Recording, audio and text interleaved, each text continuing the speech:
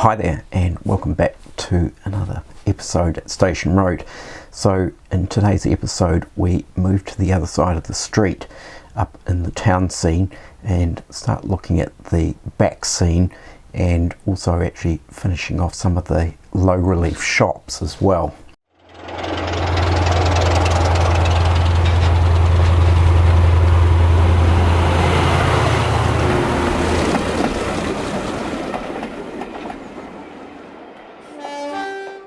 So the main focus of today's video is working on the back scene behind the low relief shops and how it continues on from around behind the industrial area and the end of the street.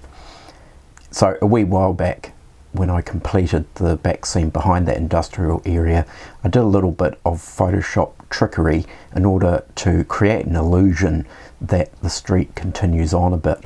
So when I was working on that particular area, the back scene, I was wondering whether anyone else might be interested in how I went about actually working that together. So this video really looks into that into quite a bit of detail, and it focuses on using some free online software in order to achieve the result you want to get. So the previous back scene, of course, I used Photoshop and Illustrator and all of those kind of paid software solutions, which I know that a lot of people would just not have access to.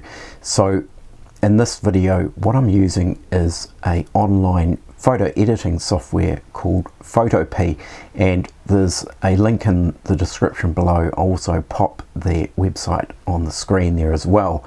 Now, it's quite interesting, this program. It's very similar in a lot of ways to Photoshop, and it also actually has a lot of the features that Photoshop has, so it actually works quite well as a way of manipulating a back scene to suit an illusion or take an vantage point that you might prefer on your layout and do some trickery with some buildings in order to make it look like it carries on. The other main tool I'll be using is the camera on my phone. So essentially what it comes down to is that anyone should be able to do this if they're game enough. So once again, it's quite a long video and there's certainly a reasonable amount to actually cover using this Photopea software.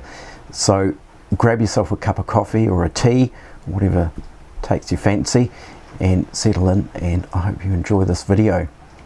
So one of the first things that I need to do is create a base for these remaining low relief shops here, and currently it's just sitting on a paper template, so I'll use that to cut out the MDF pavement base.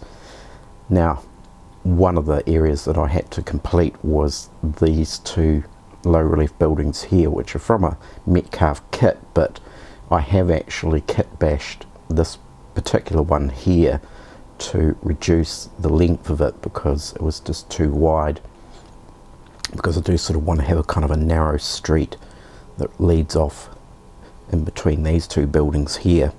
So essentially this building here, what I did is I kind of cut the middle out of it and reduced the shop window down to 2 window panes rather than 3, and that actually worked out quite well. So once I've cut out the MDF pavement base for these shops here, there's also the back scene to incorporate into here, and this is where I'll actually get into showing you guys how I went about doing the back scene down at this corner here, where that building sort of gives the impression that it leads off into the distance. Now, one of the, of course, disadvantages to doing this type of thing is it's only going to work on the angle you choose it to work on. So as soon as your vantage point changes, then the building does this crazy warping thing going on. So it's best to sort of choose a position that you're going to prefer most likely. I've chosen a position, a normal standing position, viewing the layout from where I sort of commonly view it from. But for example, if you wanted to set up a photogenic scene where you're constantly going to be taking video footage or still shots, then maybe you want to choose a vantage point that's different. The only disadvantage in that is when you look at the layout in a normal view, then it's all going to look a little bit weird and wacky. So the first thing obviously to do is take a photograph of the area that encompasses the back scene, and in this case I've just used my iPhone camera to take this photograph, so it's also one of these things that's pretty much accessible by anyone. I do have a professional DSLR camera, but not everyone has one of those. So what I've done is taken a series of photos from a vantage point where I want the illusion to appear correct. Now if you wanted at a different vantage point, for example a camera vantage point, or if there's a particular filming scene that you're going to be using, then you would take that photograph from that particular vantage point.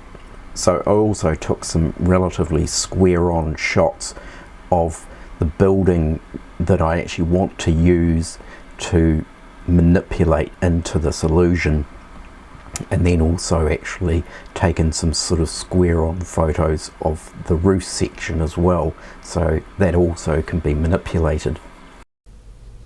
So the first place I'm actually going to start is taking one of these front on shots of this building, is cut out this front wall section, and of course that is going to be repeated as if it goes around the corner here. So this is very similar to Photoshop, interestingly, but there's a selection of tools here for selecting areas. So if I choose the polygon lasso, that just does straight lines that connect up. So if we start marking out this area around here, and I think we might just chop through that.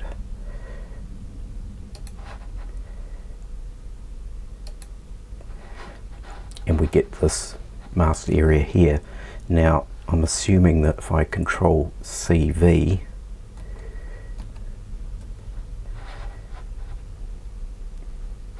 it creates a layer. So it's really important in these types of software, so it's the same as Photoshop, that you end up creating layers. So that's the original background, and this is the layer that I've just copied. So we can actually get rid of the background layer, and that's the trash button, and here we have our wall. Now I'm just going to trim off that little piece up the top,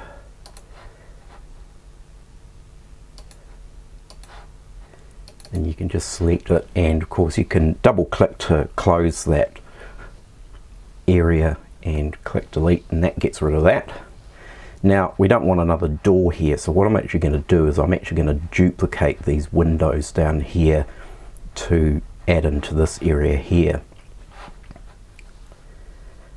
So I think Command D might deselect. Yep. So it's very similar to Photoshop. So we end up with this shape now. Now I haven't taken it exactly dead on. You can see that it's actually a little bit wonky. So in order to straighten out this wall, we'll use the grid function in order to line up these edges.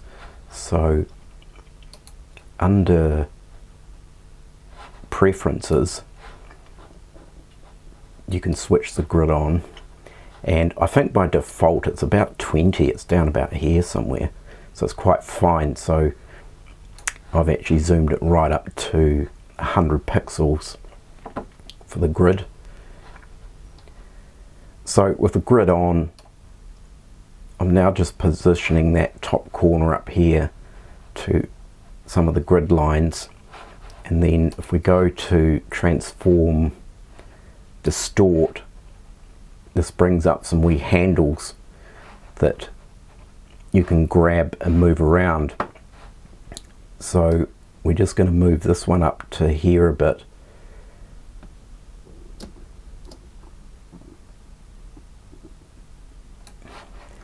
and this one's got to come down to there, and we're just going to move this one over.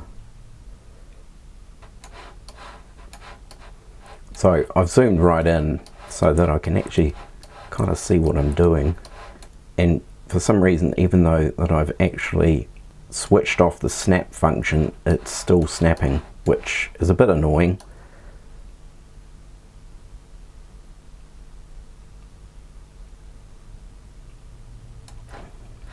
So I haven't quite got that down there, but that's not too bad, and we've got it mostly sort of lined up to the top, so hitting return I think should fix that into place. So now we've got that wall mostly square. It's good enough anyway, I think, for the purposes of this exercise. So the next thing that I need to do is copy these windows. So we're just going to switch the guides off and switch that grid off.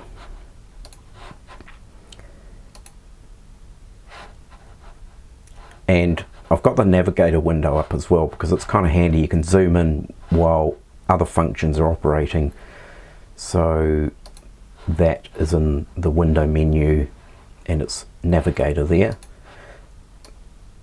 So if we zoom right in down here, and what I want to do is copy a section of this window. So we'll start from that point there.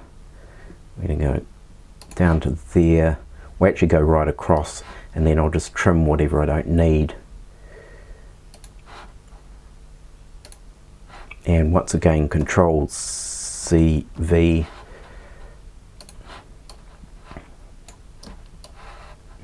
And we've now got this window now. How best is that going to fit?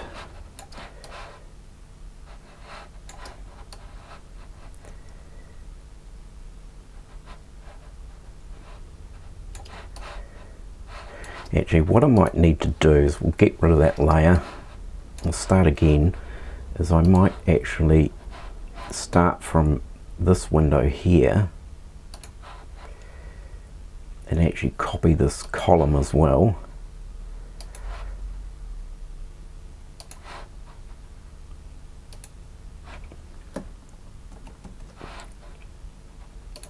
So we've now got that entire section, and we should be able to go to transform, flip horizontally, and that changes it to the other side.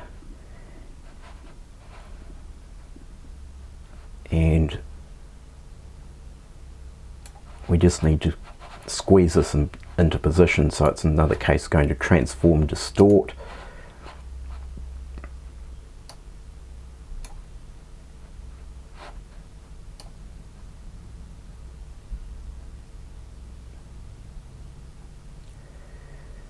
Yeah, this distort thing's a bit of a...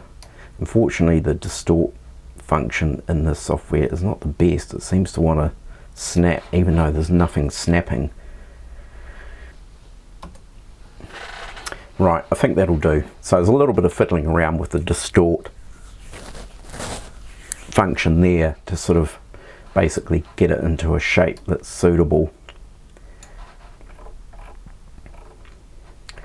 So that's our shape there. Now we can actually take this layer, and there's blending options in that, but basically I'm just going to go merge down. So that was a right click on the mouse button to bring up this menu, merge down, and now we've got it as one piece. So we can now just trim this to the transparent area, and that's our building front. So we just click Save PSD, and it actually downloads it via the browser. So the next step we need to take is actually setting out the angle of this building based on the vantage point that this photograph was actually taken. So as you can see here, you can see a sort of perspective line running through here and more or less running through here. So we need to do the same for here, which is where this area, this wall, will continue. And there's actually a small section of this wall here on this building which I will actually continue onto this part of the back scene. So the easiest way I've sort of found to do this is creating some guidelines of how this wall will actually go in relation to perspective. So if we go to the line tool, and what have we got here? We've got some colors, pixel width and things like that. We'll just see what happens if we drag one of these out. So down here we've got some tools. You've got path selection and direct selection. Now I think maybe direct selection, if we select that, then that grabs these little nodes and we can adjust the angle of this perspective.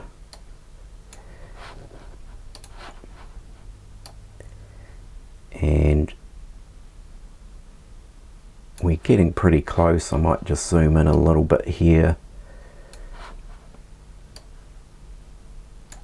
We need to adjust that angle further.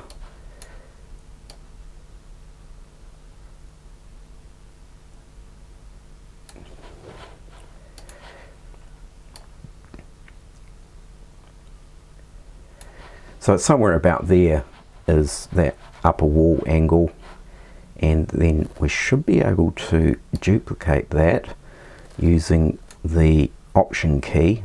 Of course I'm working on a Mac, which I think might be the Alt key maybe on a PC, and bring another line down here, and once again using the direct selection tool we'll adjust that to a visual angle. Now I think something like that's probably a little bit too far.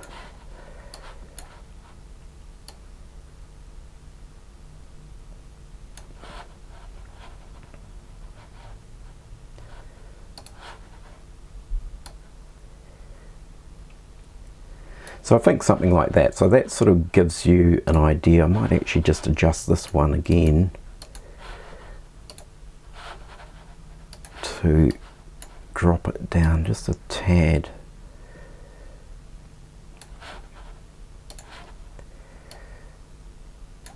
So essentially that's the line that the wall is going to take. So it's quite important here, as you can see, I've taken the photo so that it actually encompasses the entire area of this Backscene panel, because this will be a single print here and then I'll do another print for there. So what we're actually going to do is we're going to merge these layers down. Matter of fact, we can just simply flatten the image, which is easy enough to do. Now these are actually permanently fixed on here, and we're actually going to crop into this wall section.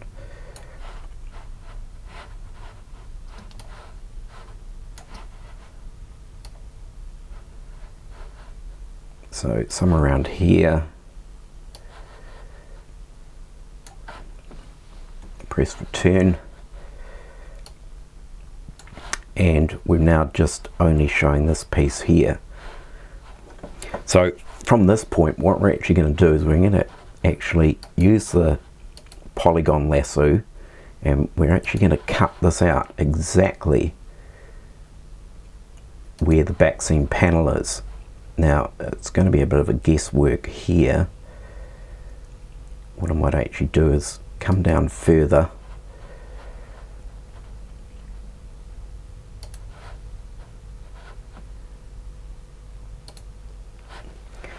and I've actually come down further and I've come out further because I need to get that line coming through here, and also there's a line through here. So we're going to Control C V this one, get rid of that background layer, and we've got this piece in here. Now I'm just going to trim off that and get the line right on that angle. Delete that section out of there, and what I kind of need to do, I think, is put a line through here so I can actually see where this board actually comes through.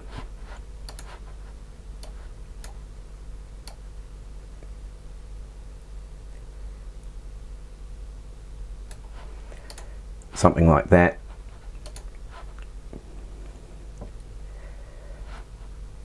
And I'm just using this red line across the bottom as a guide, so I can cut this through on the right angle.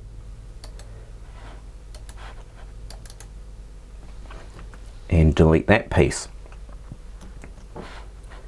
So we can get rid of these two shapes here. One of them is, I think, a mismatch.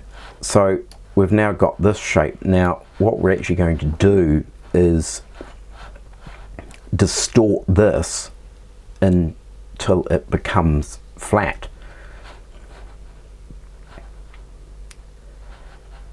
So if we can zoom in just a little bit, and once again I'll switch the grid on.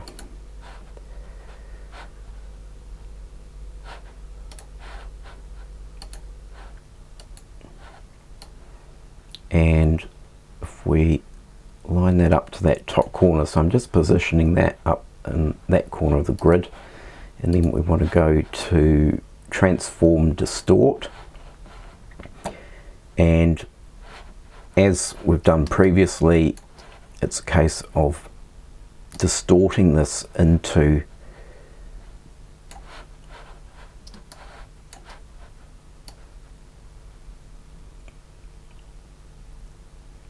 a square or rectangular shape.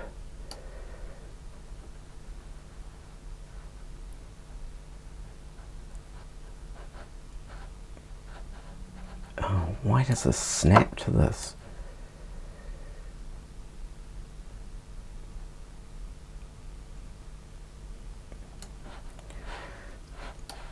So we've got this now lined up along here.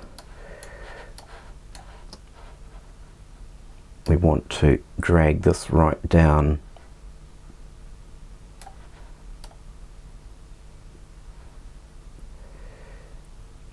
and line that up to there, and we might actually bring this down to this grid. So we've now got it lined up along this one, and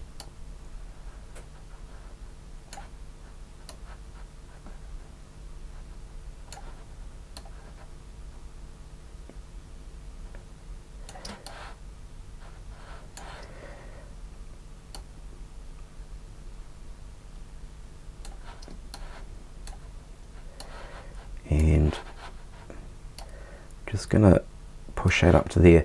Now of course when you move a corner down here, then of course this corner goes out, so it's just a case of sort of slowly working your way around the corners to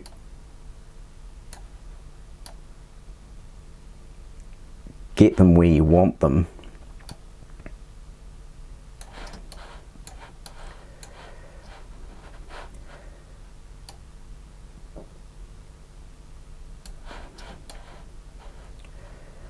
And I think that's pretty much where it is in terms of the position. Now you're looking at that and you're going, wow, well, all of this is just completely distorted and out of shape, but all will be revealed. So once you're happy with where you've got it, then it's just a case of pressing return, and then that brings up shape as it is here. Now dimension wise, proportionally, it's probably not accurate in that sense, so this is actually where we're actually going to size up the actual canvas, which is this whole outer area, to the actual dimensions of this piece of Backscene panel. So in order to work at 1:1, ideally for any kind of printing you want to stick with 300 dpi. So going into image size, you can see here straight away we've got 72 dpi, which is screen resolution, so we're actually going to change it to 300 dpi, and hopefully this is going to handle it being an online application. So the image size should now be 300 dpi, so we're all good there. And we want to go to the canvas size, because we don't want to change the canvas size or this size here in the image settings, because what that's actually going to do is actually going to stretch this image. So you really only want to change the canvas.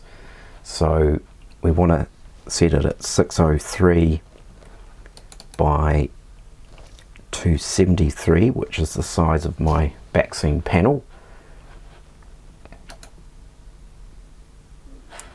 And theoretically, if we go back to image size now, and we'll just switch to millimeters, we now have 603 by 273 millimeters at 300 dpi. So that's what we're after. So we've now got this panel in here, and of course it looks like, you know, it's been cropped, but there's actually stuff hiding off the back of this. So what we want to do is we want to transform this. So we want to go to, actually I might just move this into position. It is slowing down now that I have increased this size. So we want to go to transform and scale, and you can just faintly see a black line, key line out here.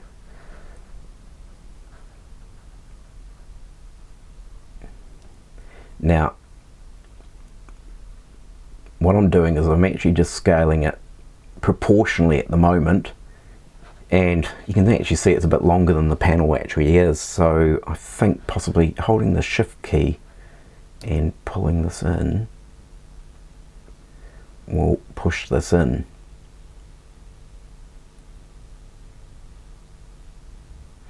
And press return. So we've now got this proportionally squished to the dimensions of the actual Backscene itself. And although everything looks really peculiar and warped, this gives you the guide for this wall, which needs to come in here. So from the previous file we worked on, where we created this flat wall, which is actually this wall here, we can now drag that file back into this window. And this is our wall here, and essentially what we're going to do is map this in, and unfortunately it's really starting to slow down now and be quite sluggish. So we sort of want it roughly about there. We're going to scale it down to the height that it needs to be, and don't forget we're actually working in 1:1 scale, and I'm holding the shift key here and squashing this in.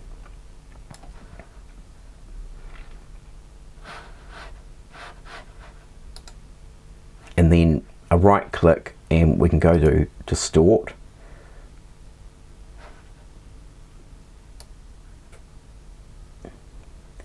And we're just dragging this wall up to these guidelines, which theoretically are now in the position that they need to be in to create this illusion.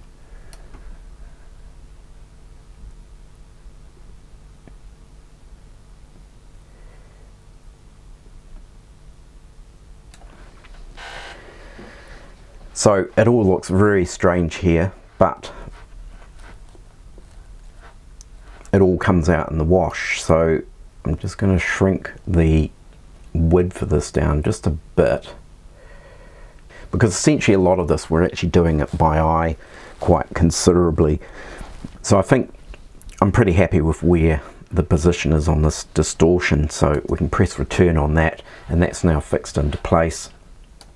So that's our wall for the building. Now the next piece that we've got here is a roof that's going off into the distance as well, and you would have seen I photographed a sort of square on image of the roof tiles as well. So I think we'll save this as it is at the moment and just see how long it takes for it to download. So it's 128 meg, this file, at 1:1. So as you can see, it's quite large, considering the fact that I'm actually doing this photo editing online. So yeah, it's quite extraordinary, really. So this is our piece of roof that I sort of tried to get as square on a shot as possible, and I'm kind of hoping that it's square enough that I should be able to just grab a rectangular selection of it. So we'll copy that, Control C, V, and there's our chunk of roof. Now I'm hoping this is like Photoshop and I can duplicate this layer into the other image. So we'll click OK, and then if we go back to this other image, yes, there we have our piece of roof tile. So we know that the height of this is the same as that length there, so now it's really a case of distorting this in quite considerably. So once again, using the transform tools, and these tools here they really are the main tools that you use to be able to do all these warping processes in terms of the shapes that we need. So we'll just get this up into position.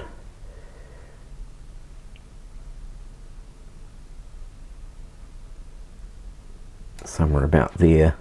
And if you right click on the shape, then you can bring up the other tools that are available. So we're just going to go to the distort and drag this down into here.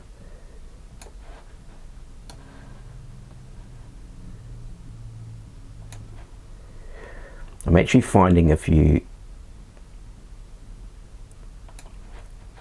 sort of drag it partially and then keep going, it seems to be able to do it. So it's a bit of fiddling around with the software to sort of really to get it to sort of anchor into place, and particularly when you're starting to work with file at the size we've got it at.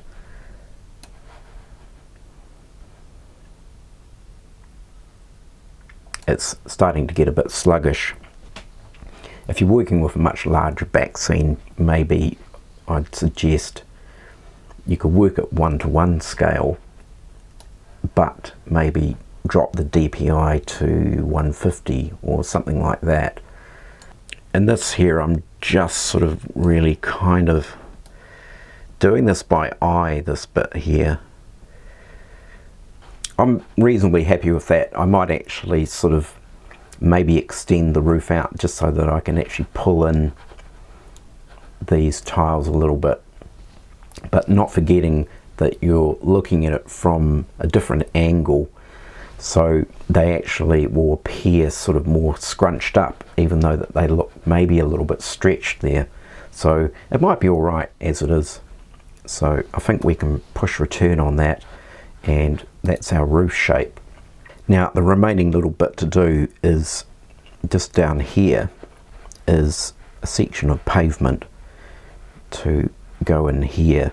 Now I'm just using some pavement that I used on the other piece of Backscene just to save a bit of time, but these paving slabs were just scanned from Metcalfe paving slabs. So we're just going to use this and kind of bend it into shape and see how it looks.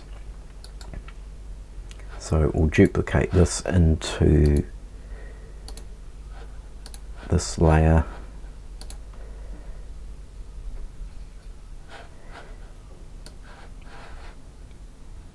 and there's our slabs there.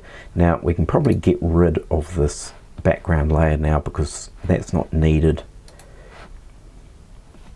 and we sort of end up with this funny thing going on.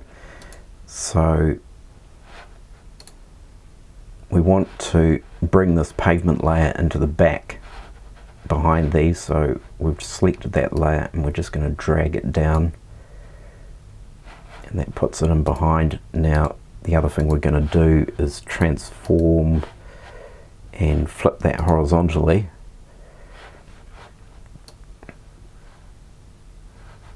and then the theory is, with a little bit of jiggling around, we can reform this pavement a little bit. So I think if we use the transform tool here again and distort, and we sort of want to drag this in,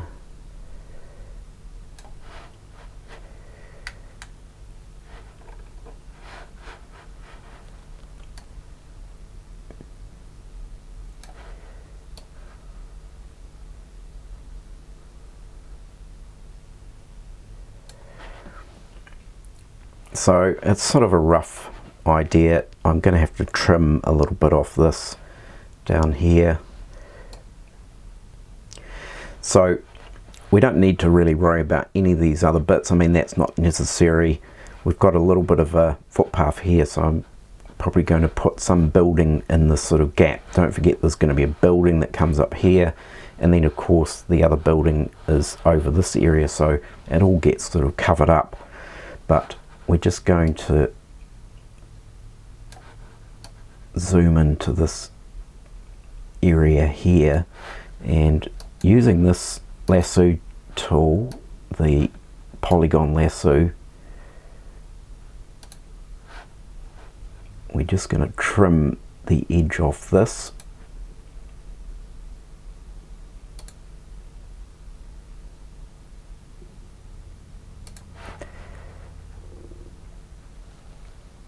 and come down to about there.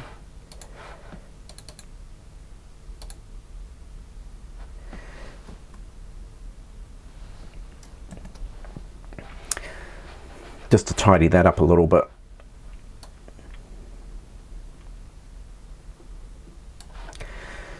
Now I'm not doing this super precision wise because normally I would use Photoshop, and this is really sort of me showing you how you can do this type of thing on an online free photo editing software and achieve a pretty similar result.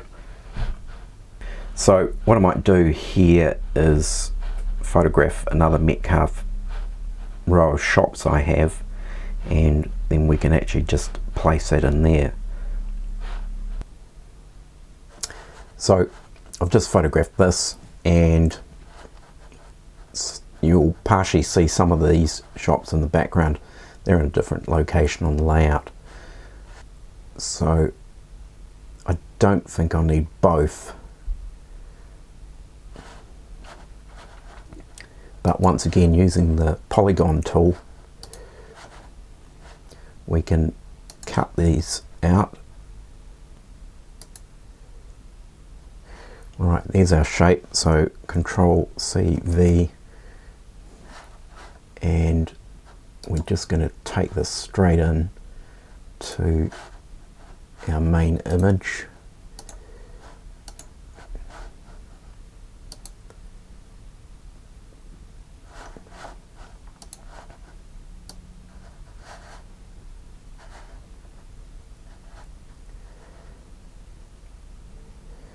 So I'm going to put it somewhere in here, and once again using the transform tools we can adjust this to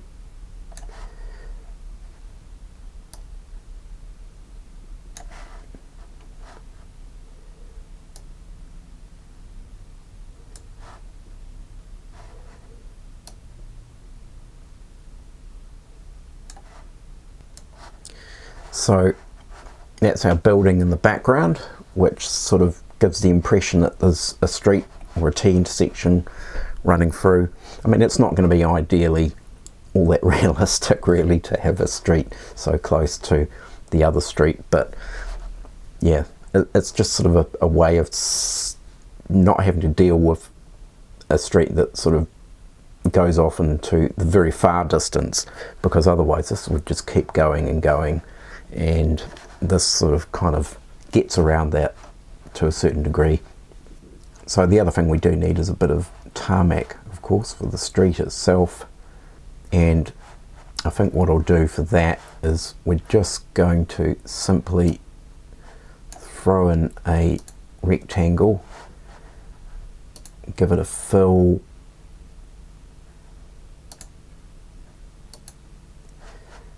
right, here we go, color picker. So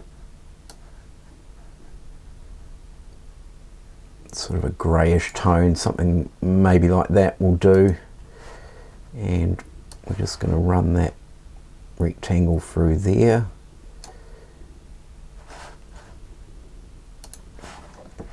and pull it to the back. So I've just dragged that down into there, and yeah, I might make it just a tad darker actually. So you can just double click it and we can pull this down a little bit further somewhere.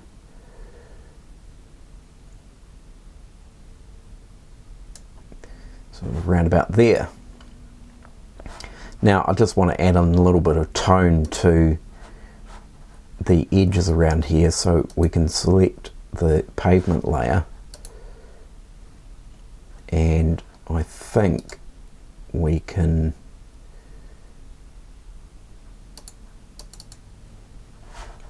so if you double click that layer, and then we can add some shadow. So I'm going to put in a bit of drop shadow, and see straight away it sort of creates a darker edge. Now we definitely want to feather this out a little bit, so we'll boost the size up, and I think the direction we want is sort of around maybe over that way, so that you sort of got more of a shadow there, but I think probably down a bit. Doesn't need to be quite so heavy, so we'll lighten it up a bit.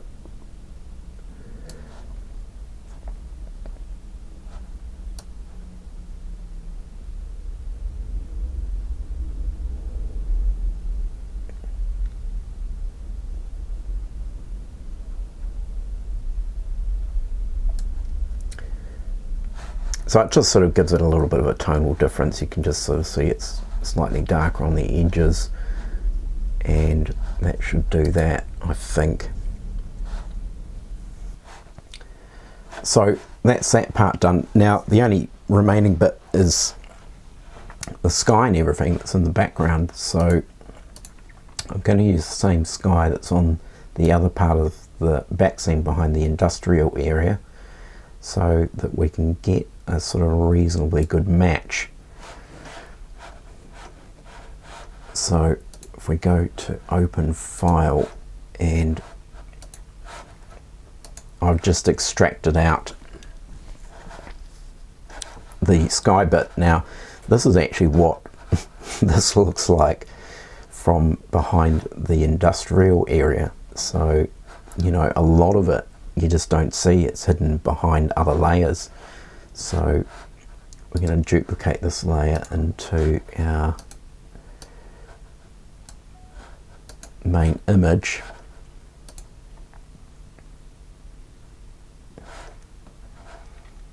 and send it to the back. And it's really just a case of sort of, I don't know, trying to work out, there's going to be a building in here, and then you've got these buildings here, so we're sort of, I'm thinking of maybe moving it more towards that end.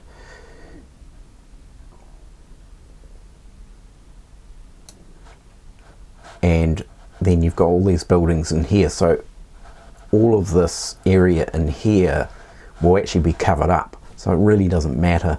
I don't need to go into any lengths to actually sort of Photoshop all of that out. So I think that's sort of, you know, basically where I'm going to put the sky in there, and being the same sky from the other back scene, the theory is that they'll match up reasonably close in terms of tone. So we'll close that, we don't need to save that. So I think what we'll do is I'll save this out, and what I sort of like to do is print it out just on my A4 printer, and I just tile the image up and sellotape them all together and temporarily put it in position and see how it looks, and if there's anything that needs minor tweaking or adjustment, then I do that before I take a file to the local printers and get them to do a professional print. So there's a temporary back scene put into place, and this is just tiled together images off my A4 printer, and it gives you a good idea of how it's sort of working, and generally it's on par with what I was hoping to achieve here. There's just a few minor adjustments that I am going to make.